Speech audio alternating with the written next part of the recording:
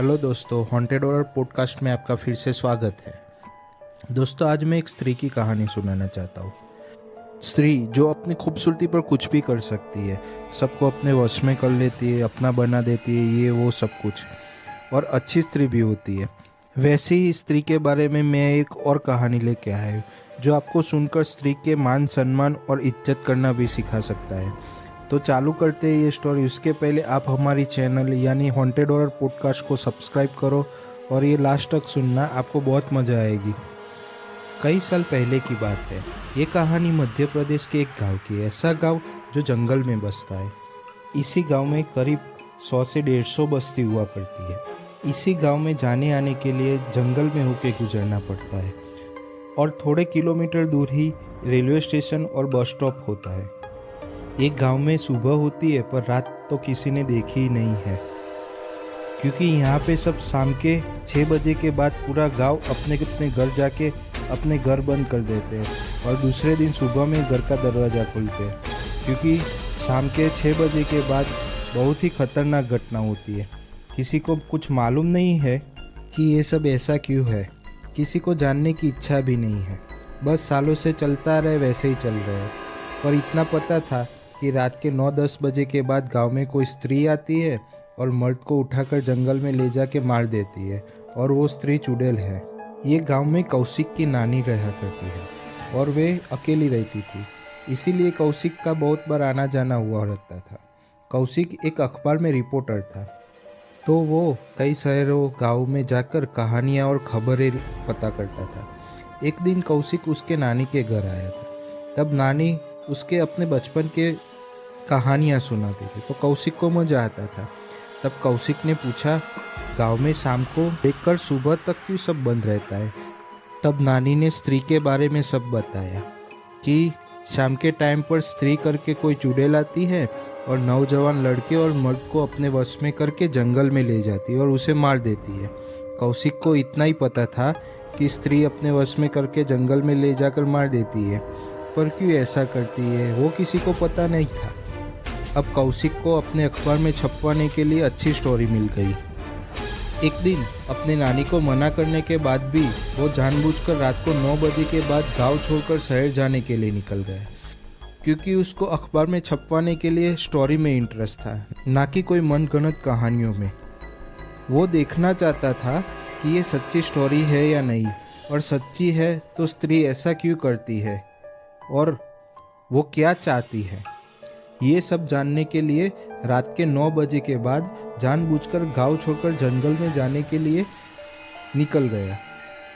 गांव के कुछ ही दूर पहुंचते उसे ठंडी हवाइयाँ महसूस होने लगी, जोर से पवन आने लगा। तभी में उसको पीछे कुछ आता हो ऐसा कुछ महसूस हुआ। उसने पीछे मुड़कर देखा तो कुछ नहीं दिखाई दिया। वो चलता ही जाने लगा और उसे डर तो लग रहा था, पर उसे अपना काम भी करना चाहता था।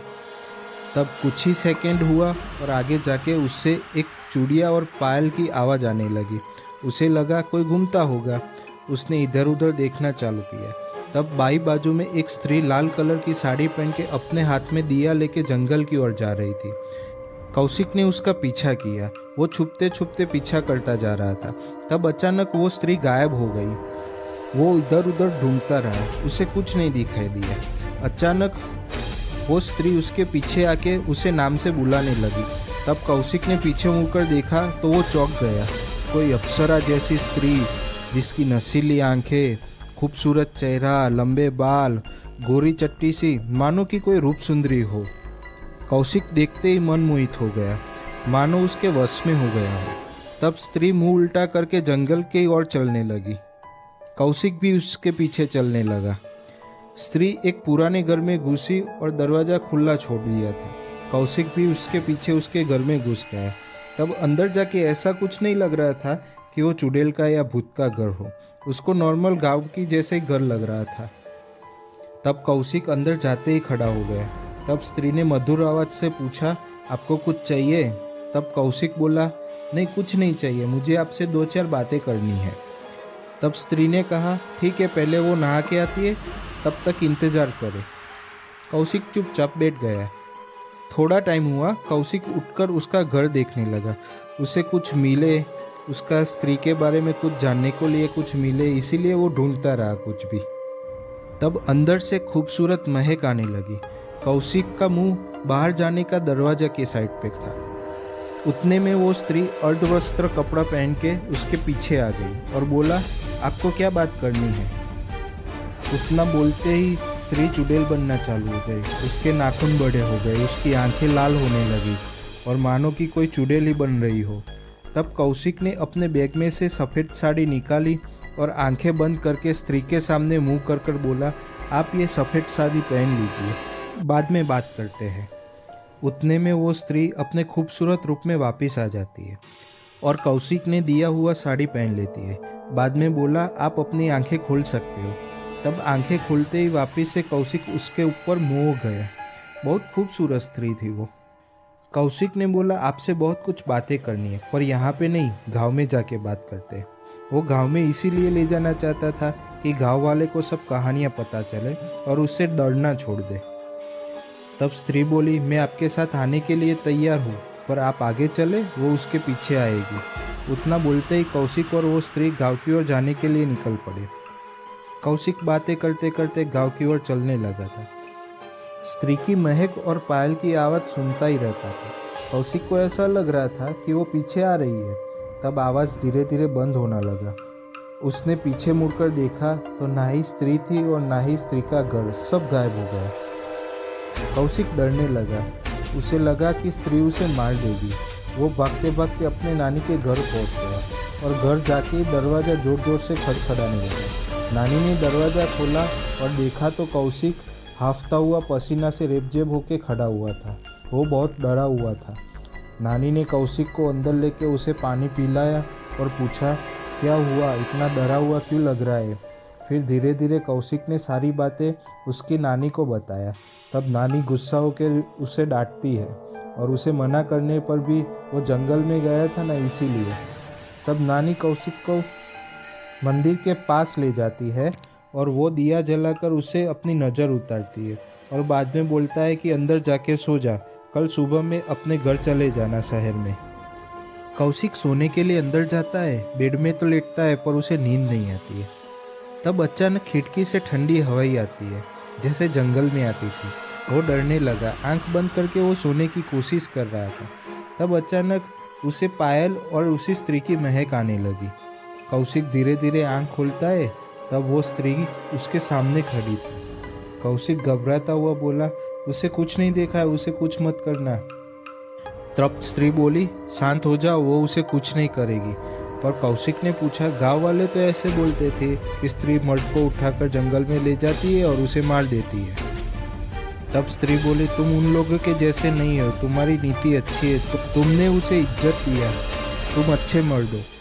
तब कौशिक को यकीन होता है वो उसे कुछ नहीं करेगा। तब कौशिक ने पूछा, गांव वाले क्यों डरते हैं, ऐसा तुम क्या करती हो? तब स्त्री ने उसके साथ में जो हुआ वो कौशिक को बताने लगी। कुछ साल पहले की बात है। वो इसी गांव में रहने वाली थी। गांव में उसका खेत था, उसका घर था, परिवार के साथ में सब रह रहे थे। वो गांव में सबसे सुंदर दिखती थी, इसीलिए गांव के मर्द उसके सामने बुरी नज़र से देखते थे। वो उसे पसंद नहीं था। एक दिन वो अपने पिताजी के साथ खेत से गांव में अपने घर आती थी। तब अचानक 5-6 लोग उसके पास में आके उसे छेड़ने लगे। ये देखकर उसके पिताजी उसे आके बचाने लगा। तब उन लोगों ने पिताजी को धक्का मार के गिरा दिया। उनका सर पास में पड़ा हुआ पत्थर पे टकराया और वो बेहोश हो गए।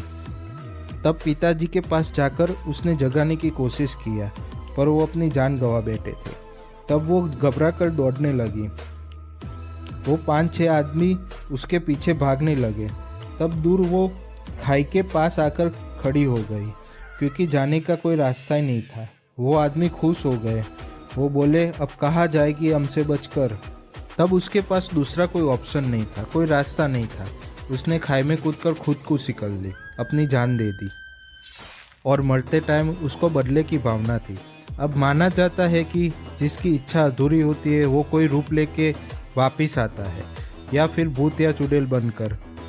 तो वो स्त्री अपना बदला लेने के लिए चुड़ैल बनकर इसी गांव में कई सालों से घूम रही है। और तब से आज तक इसी गांव में कोई आदमी या कोई जवान लड़का कोई स्त्री या लड़की पर अपनी बुरी नज़र डालता है तो वो स्त्री उसे जंगल में लेके मार देती है।